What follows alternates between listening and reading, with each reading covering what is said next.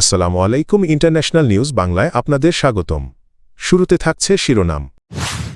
যুদ্ধ নাকি সমঝোতা কোন পথে, যুক্তরাষ্ট্র ইরান। চীন থেকে জাহাজ বিধ্বংসী সুপারসনিক ক্ষেপণাস্ত্র কিনছে ইরান। মাদুরোর মুক্তি চেয়ে জাতিসংঘে আবেদন করল ভেনেজুয়েলা। ইরানে হামলা বিপজ্জনক হতে পারে, ট্রাম্পকে সতর্ক করলেন মার্কিন শীর্ষ জেনারেল। ইরানে সামরিক হেলিকপ্টার বিধ্বস্ত হয়ে পাইলটসহ নিহত 4।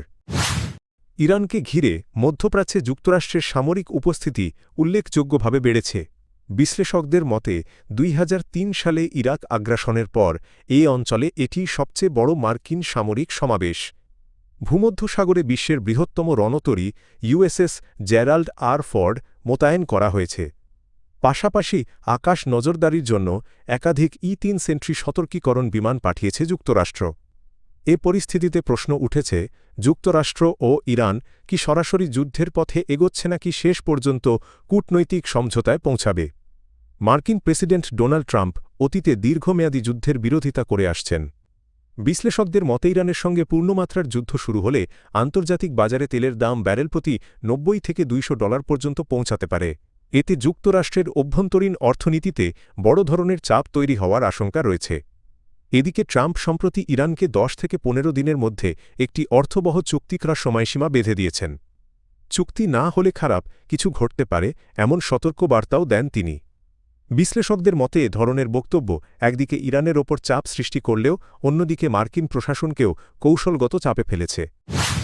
ইরানের উপকূলের কাছে যুক্তরাষ্ট্রের বিশাল নৌবহর মোতায়েনের প্রস্তুতির মধ্যে নতুন সামরিক পদক্ষেপ নিচ্ছে তেহরান। ইরান চীনের কাছ থেকে অ্যান্টিশিপ ক্রুজ ক্ষেপণাস্ত্র কেনার উদ্যোগ নিয়েছে।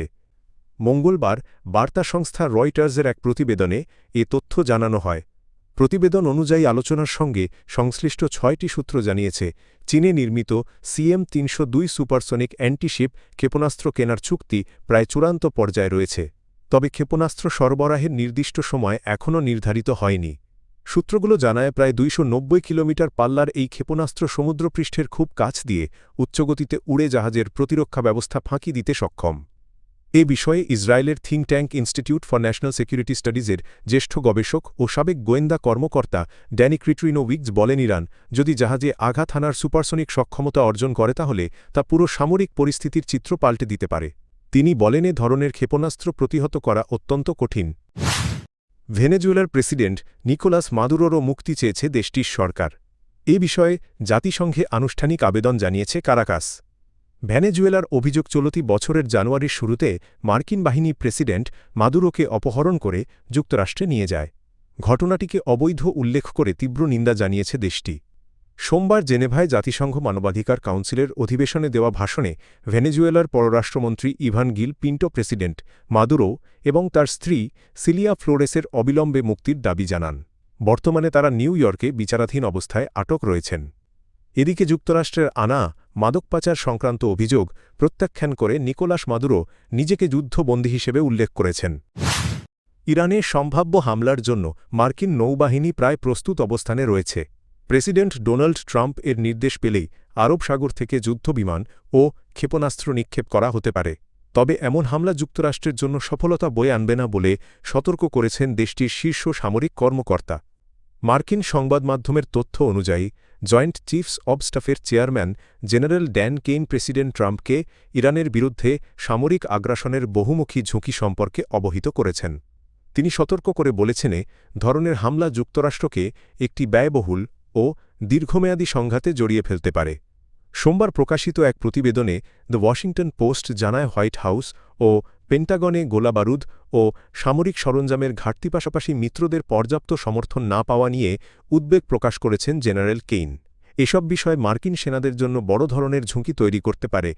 এদিকে দ্য ওয়াল স্ট্রিট জার্নাল জানিয়েছে, পেন্টাগনের কর্মকর্তারা সম্ভাব্য হামলায় মার্কিন ও মিত্রবাহিনীর বড় ধরনের ক্ষয়ক্ষতি এবং ইরানের ভেতরে হামলা চালালে যুক্তরাষ্ট্রের আকাশ প্রতিরক্ষা ব্যবস্থার সক্ষমতা নিঃশেষ হয়ে যাওয়ার আশঙ্কা করছেন। ইরানের সেনাবাহিনীর একটি হেলিকপ্টার বিধ্বস্ত হয়ে 2 পাইলটসহ 4 জন নিহত হয়েছেন। স্থানীয় সংবাদ মাধ্যমগুলো এ তথ্য জানিয়েছে। মঙ্গলবার সকালে ইরানের ইস্পাহান প্রদেশ এর দোরচেহ শহরে দুর্ঘটনাটি ঘটে। ওই এলাকায় সেনাবাহিনীর একটি বড় বিমান ঘাঁটি রয়েছে। প্রাথমিকভাবে ধারণা করা হচ্ছে যান্ত্রিক ত্রুটির কারণেই হেলিকপ্টারটি বিধ্বস্ত হয়। রাষ্ট্রীয় টেলিভিশনে প্রচারিত ফুটেজে দুর্ঘটনাস্থলে হেলিকপ্টারের ধ্বংসাবশেষ এবং জরুরি সেবা কর্মীদের আগুন নেভাতে দেখা গেছে।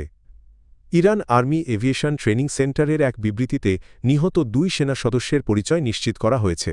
তারা হলেন পাইলট কর্নেল হামিদ শারভাজাদ এবং কো-পাইলট মেজর মোজতবা কিয়ানি। নিহত অপর 2 জন স্থানীয় ব্যবসায়ী বলে জানিয়েছে কর্তৃপক্ষ।